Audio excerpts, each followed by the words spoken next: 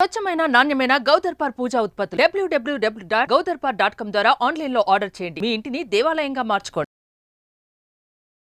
నమస్తే రమ్మగారు. నమస్తే జయ. రమ్మగారు, జానపద గాథలు చెప్పుకున్నామండి. చాలా రోజులు అవుతుంది చెప్పి. ఇంకొకటి ఏదైనా చెప్పండి. పూర్వమట ధర్మపురి అనే ప్రాంతానికి ఒక రాజుగారు ఉండేవారు. ఆయనకి అద్భుతమైన సౌందర్యవతి అయిన కూతురు ఉండేది, సువర్ణ సుందరి. అయితే ఈ ధర్మపురికి దూరంగా ఒక చంద్రగిరి అని ఇంకొక రాజ్యం ఉంది. దానికి రాజుగారు పేరు సర్పదష్టుడు. నిజానికి సర్పదష్టుడు అంటే సర్పంతో కాటు వేయబడ్డవాడు అని అర్థం. మరి అలాంటి పేరు పెట్టారేమిటో.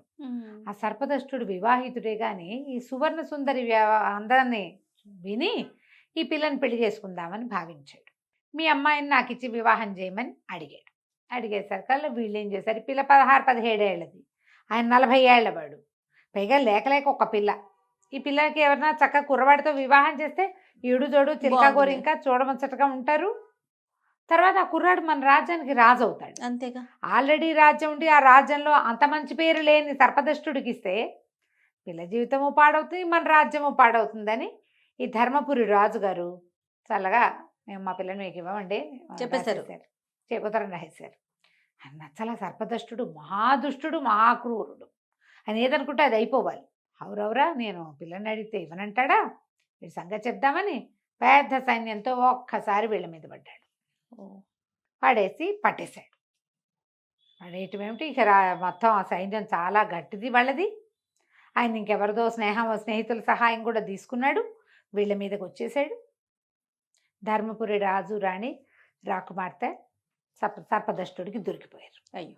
దొరికిపోయేసరికల్లా ఆయన వాళ్ళేమో, నువ్వు నేను వివాహానికి అడిగితే మీరు ఒప్పుకోలేదు, ఇప్పుడు మీరు నా బందీలు, వివాహం చేసుకోక ఏం చేస్తారు మీరు అనేసరికల్లా రాజు రాణి ఏమన్నారు, మేము నీ బందీలం, మేమేం చేయలేము, మా అమ్మాయిని అడుగు, అమ్మాయి ఒప్పుకుంటే పెళ్లి చేసుకో. అక్కడి ఈ సర్పదష్టుడు ఏం చేశాడు, ఈ రాకుమార్తెను వెతుక్కుంటూ వెళ్ళాడు. ఆ అమ్మాయి ఒక ఉద్యానవనంలో చోట కూర్చుంది, దీనంగా దొరికేసాము అని కట్టేలా, కానీ బందీలుగానే ఉన్నారు. ఈ సర్పదష్టుడు పరిగెత్తుకుంటూ వచ్చాడు. నన్ను పెళ్లి చేసుకోవాలి నువ్వని. ఈ అమ్మాయింది, చచ్చినా చేసుకోను, నువ్వు దుర్మార్గుడివి, నువ్వు పెళ్లి సంబంధం పంపించావు, మేము వద్దనే హక్కు లేదా మాకు, మా నాన్నకి తన పిల్లని ఎక్కడి వాళ్ళు ఆయన నిర్ణయించుకునే హక్కు ఇవ్వవా, నిన్ను పెళ్లి చేసుకునే బదులు నరమాంస భక్షకుడైన రాక్షసుడిని పెళ్లి చేసుకోవటం నయము, నువ్వు దౌర్భాగ్యుడివి అని తిట్టింది. ఆయనేమో చిందులు దొక్కాడు సర్పదష్టుడు. చిందులు దొక్కి, నీ అంతటి నువ్వు ఒప్పుకున్నావా సరే, లేకపోతే మీ అమ్మ నాన్నని కూడా చంపేస్తాను, వారం రోజులు సమయం ఇస్తున్నాను, ఆలోచించుకో, 15 రోజుల సమయం, వారమో 2 వారాలో అన్నాడు. వారం ఇచ్చినా అంతేనంది, వారం కాకపోతే 15 రోజులు ఇస్తా, అయినా సరే నువ్వే ఒప్పుకోవాలి అని చెప్పి వెళ్ళిపోయాడు. మరి ఏం చేయాలో తెలియక అట్లా కూర్చొని ఉంటే చెట్టు చాటు నుంచి ఒక రాక్షసుడు వచ్చాడు. వచ్చి, ఏమమ్మాయి రాకుమార్తె, వివాహం చేసుకుంటానన్నావు కదా, నేను సిద్ధంగా ఉన్నాను అన్నాడు. ఆవిడ తెలిపోయి, నేనన్నానా అంది. మరి ఇప్పుడే కదా అన్నావు, అతన్ని చేసుకునే బదులు నరమాంస భక్షకుడైన రాక్షసుని పెళ్లి చేసుకుంటానని శపథం చేసావు, అందుకే వచ్చా, నేను నరమాంస భక్షకుడిని రాక్షసుడిని, నన్ను పెళ్లి చేసుకో. నా పేరు కంటకుడు, నేను ఈ ప్రాంతాల్లోనే ఉంటాను, నరమాంస భక్షణ నాకు అలవాటే, నేనేమో పుటక్కి రాక్షసుడిని, నువ్వు శపథం చేసావు కాబట్టి పెళ్లి చేసుకోవాలన్నాడు. అనేసరికి వీడు ఆలోచించుకుంది, ఏం చేయాలి, సరే బాగా ఆలోచించి ముందు వీడిని పంపించాలి కదా అవతలకి. సరే వివాహం చేసుకోవడానికి 3 షరతులు ఉన్నాయి, చేస్తామని, ఏ షరతు అయినా చేస్తాను, నీకేం కావాలో చెప్పు, పెళ్లి మాత్రం చేసుకో, నువ్వు చెప్పావు కదా అన్నాడు. సరే ఈవిడ బాగా ఆలోచించి, మా రాజ్యంలో ఒక జీవనది ప్రవహిస్తుంది, ఆ జీవనదికి పైన ఎక్కడో అది వచ్చే చోట ఒక అడ్డంకి ఉంది, ఆ అడ్డంకి వల్ల నీరు సన్నబడిపోతుంది అప్పుడప్పుడు, ఆ అడ్డంకి తొలగించు ఒకటి. ఇది క్షణంలో చేస్తానన్నాడు. రెండోది, నువ్వు నరమాంస భక్షణ మానేయాలి. మూడోది, నువ్వు హింస మానేయాలి. ఈ 3 చేసి కనపడింది. 15 రోజుల సమయం. ఈ అమ్మాయికి అతని దగ్గర నుంచి 15 రోజుల సమయం దొరికింది. ఆ 15 రోజులు పెట్టింది. ఈ వెళ్ళటం ఏమిటి, ఈ రాక్షసుడు వెళ్ళిపోయాడు, కంటకుడు వెళ్ళిపోయాక ఏమైంది, 1 గంట 2 గంటల్లో వీళ్ళకి కబురు వచ్చింది, జీవనది విపరీతంగా జలాలు వచ్చేస్తున్నాయి పైనుంచి అని. అతను వెళ్ళిపోయి ఆ పైన ఎక్కడో ఒక కొండరాయి అడ్డం ఉంది, పైనుంచి పెద్ద ధార వచ్చేటప్పుడు వస్తుంది, అక్కడ ధార సన్నబడింది అనుకో, ఆ రాయి అడ్డం పడి ధార కిందకి రాదు, నీళ్ళు సన్నగా వస్తాయి. ఆ ఈడు బలంతో ఆ రాయి కాస్త తీసేశాడు. ఇక వచ్చేస్తున్నాయి నీళ్లు. ఈ రాజు రాణి రాజకుమార్తె బిక్కుబిక్కుమంటూ కాలక్షేపం చేస్తున్నారు. కొద్ది రోజుల తర్వాత 15 రోజులు అయింది. ఈ కంటకుడు వచ్చాడు. రాజకుమార్తె ఇది అంతఃపురంలో కాదు, ఉద్యానవనంలో కూర్చున్నప్పుడు వచ్చాడు. చిక్కిపోయాడు. ఇదేమిటి ఇలా అయిపోయావు అంది. మరి నువ్వు పెట్టావు కదా నరమాంస భక్షణ మానేయమన్నావు, నరమాంసం లేకపోతే బలంగా ఎలా ఉంటావు? ఏవో తింటున్నాను, హింస మానేయాలన్నావు, మాంసం కూడా మానేశాను, ఆకులు అలమలు తినేసరికి సన్నబడిపోయాను, మనం కూడా అంతే అంతే. అవి ఇవి విరుచుకు తింటాం మానేస్తే సన్నగా ఇందులో నరమాంస భక్షణ కూడా చెప్పారు చూసావా, అంతే పక్క వాళ్ళని పీక్కు తింటాం మానేయాలి. అప్పుడు సన్నబడిపోతాం. అయితే ఈ అమ్మాయి ఏమంది, సరే ఇప్పుడు పెళ్లి చేసుకోమన్నాడు వాడు. అనేసరికి కుర్రాడు ఇప్పుడు మానేశాను, నేను నరమాంస భక్షణ మానేసా, జీవహింస మానేసా, నువ్వు చెప్పిన జీవనదికి అడ్డంకి తొలగించేస్తా, నేను సిద్ధంగా ఉన్నా, వివాహం చేసుకుందావా అన్నాడు. రాజకుమార్తె అంది, దానికి నాకు అభ్యంతరం ఏం లేదు, కానీ నువ్వు ఇప్పుడు ఈ రాజ్యము సర్పదష్టుడి చేతిలో ఉంది. ఈ సర్పదష్టుడు వివాహం చేసుకోమని గోల పెడుతున్నాడు, వాడిని చంపేసే నువ్వు, అప్పుడు మన ఇద్దరం పెళ్లి చేసుకుందాం అంది.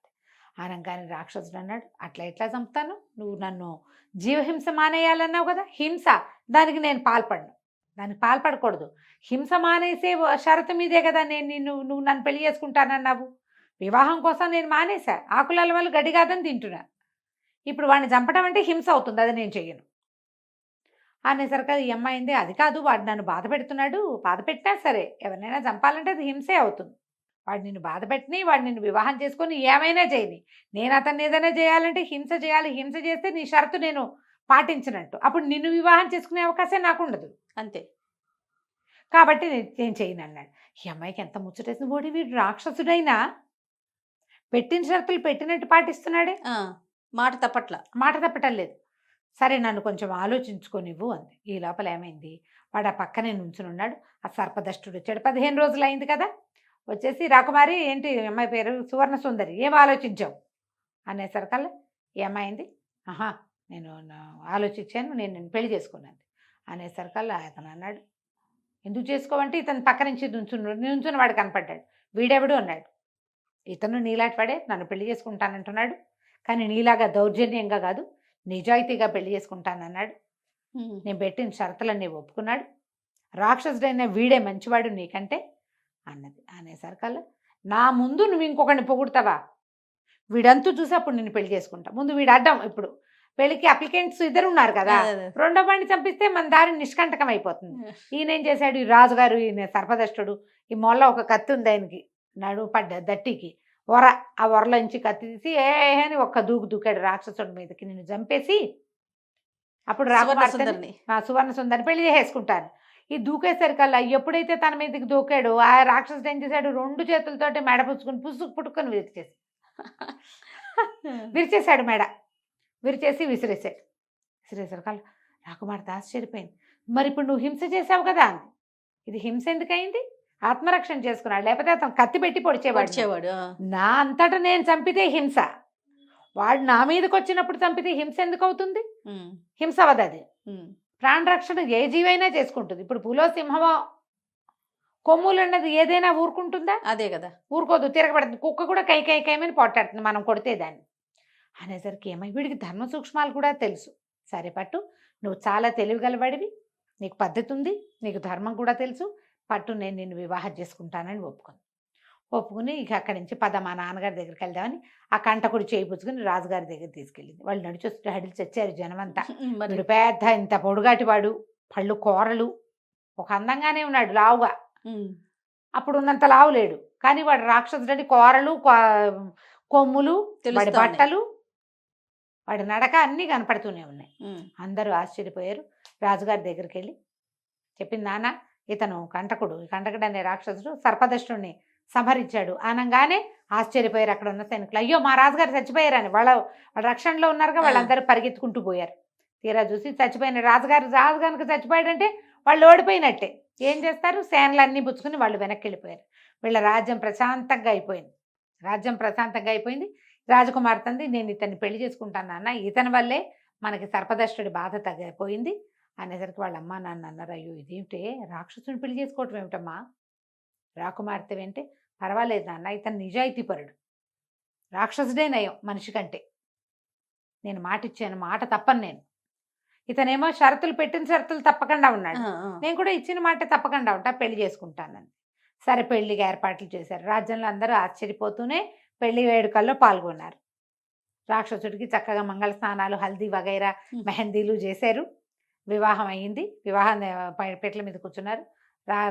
ఈ రాక్షసుడు లేచి రాజకుమార్తె మెడలో 3 ముళ్ళు వేశాడు. అక్కడ ఒక విచిత్రం జరిగింది.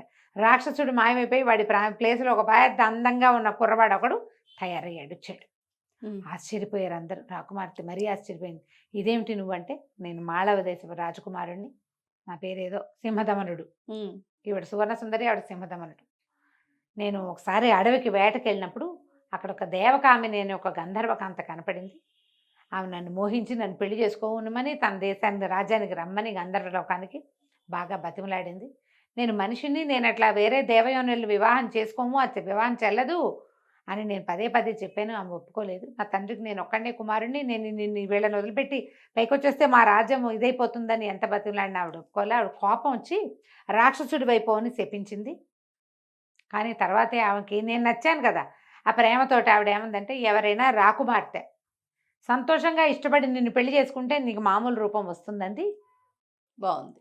అందుకనే నేను ఏమంది నరరూప రాక్షసుని పెళ్లి చేసుకుంటా అంది కదా, నరమాంస భక్షకుణ్ణి.